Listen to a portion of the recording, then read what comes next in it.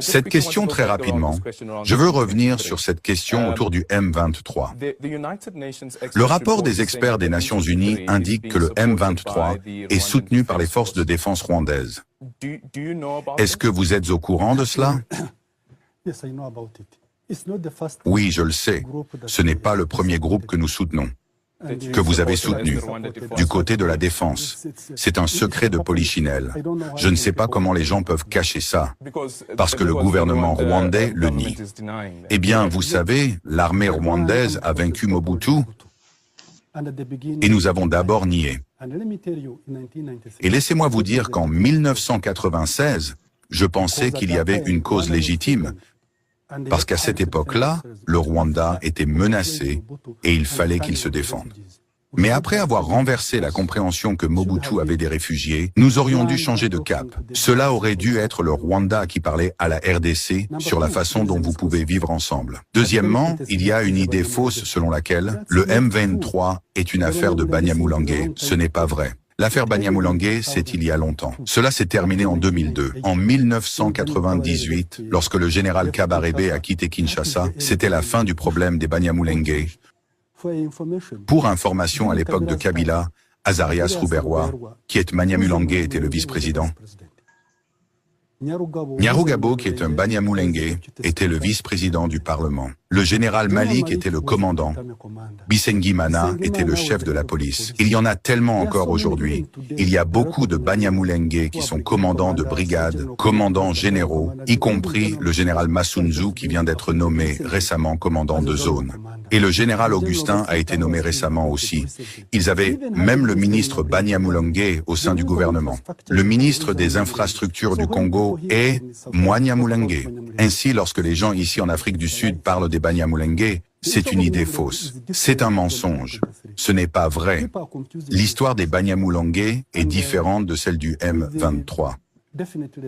Les gens confondent donc ces choses et certainement, lorsqu'ils parlent de l'accord de Sun City, nous y avons participé avec certains des collègues que j'ai vus en parler. Mais à cette époque-là, nous étions impliqués.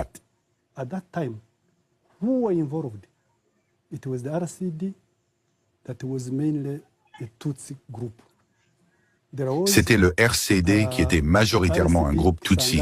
Il y a eu le RCD Kisangani de Wamba Diawamba, puis il y a eu Bemba avec le MLC. Tous sont devenus vice-présidents de Kabila. Et quand ils sont devenus vice-présidents de Kabila, quel accord Kabila avait-il avec eux lorsqu'ils sont arrivés dans ce gouvernement? Et ces gens sont toujours là. Bemba est à Kinshasa maintenant. Il est ministre. Et tous ces gens dont je vous ai parlé font partie du gouvernement. Mais ce qui s'est passé, c'est qu'il y avait des problèmes non résolus concernant les ressources et d'autres choses.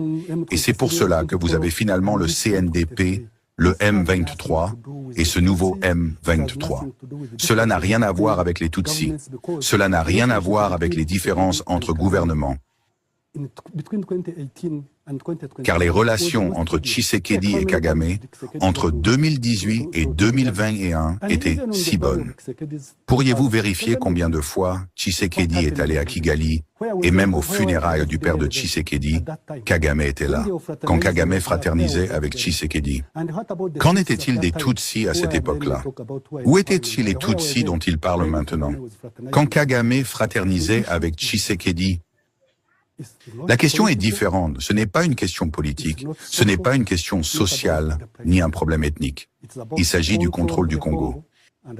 Et je vous ai dit que lorsque l'Ouganda est allé en RDC, le Burundi aussi était allé, mais le Rwanda n'était pas là.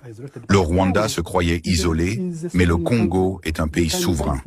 Ils peuvent inviter qui ils veulent et désinviter qu'ils ne veulent pas, et à ce moment-là, ils n'ont pas invité le Rwanda.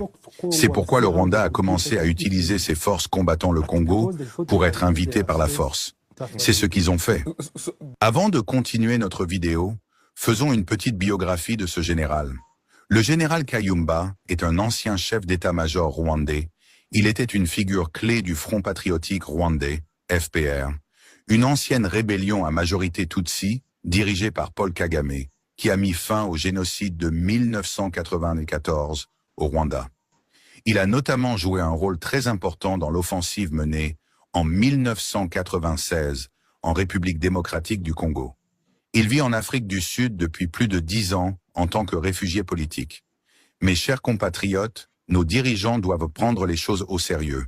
Le Rwanda est organisé avec nos matières premières, leur armée est bien entraînée et structurée, mais qu'en est-il de l'armée congolaise?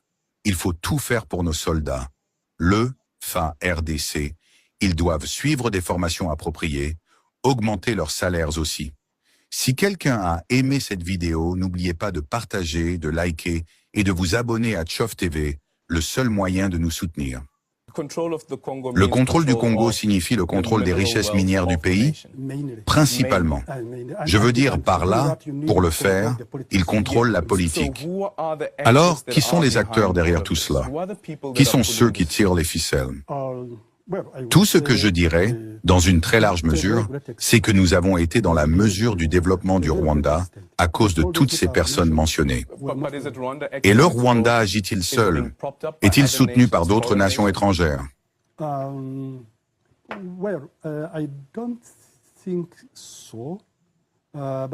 Je ne pense pas.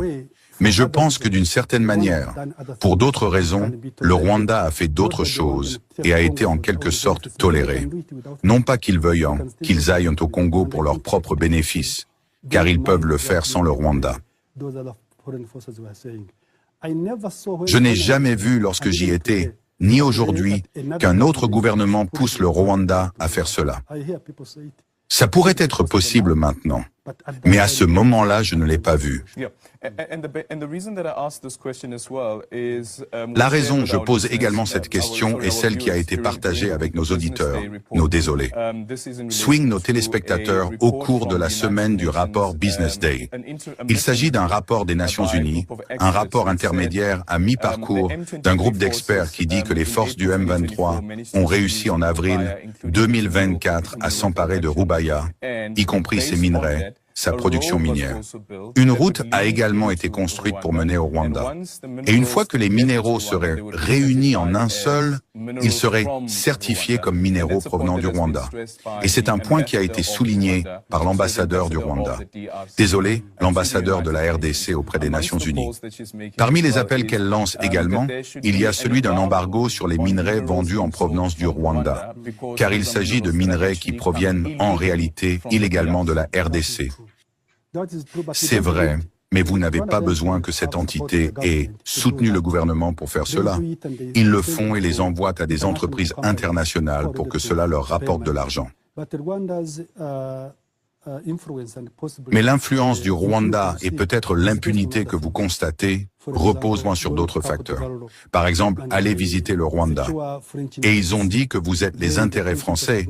Alors les intérêts français vont maintenir la situation du Rwanda au Congo. Ensuite, les Britanniques, le Rwanda avait conclu un accord avec les Britanniques pour ramener quelques réfugiés de Grande-Bretagne au Rwanda. Et quand vous ferez cela, la Grande-Bretagne restera silencieuse à ce sujet. Ensuite, vous allez avoir, permettez-moi de dire, les États-Unis d'Amérique, le Rwanda commettant certaines actions qui, peut-être, selon les Américains, les aident dans un sens quelconque. Et dans la République centrafricaine, où le Rwanda est déployé et les Russes en sont déployés là-dedans aussi, puis certainement les Rwandais parlent aux Américains, pour une raison quelconque. Donc ces choses continuent comme ça. Mais le Rwanda s'est effectivement accaparé les ressources congolaises depuis longtemps. Est-ce que c'est même pendant vos 10 années de chef de cabinet que vous l'avez fait? Comment avez-vous procédé lorsque vous étiez chef de cabinet là-bas? Ce ne sont donc pas les militaires qui le font. C'est la société civile rwandaise Crystal Ventures et d'autres qui le font. Ce que font les soldats, c'est capturer la zone et c'est tout. Et les soldats rwandais sont très disciplinés, très bien entraînés et extrêmement professionnels. Ils ne se lancent pas dans l'exploitation minière. Jamais.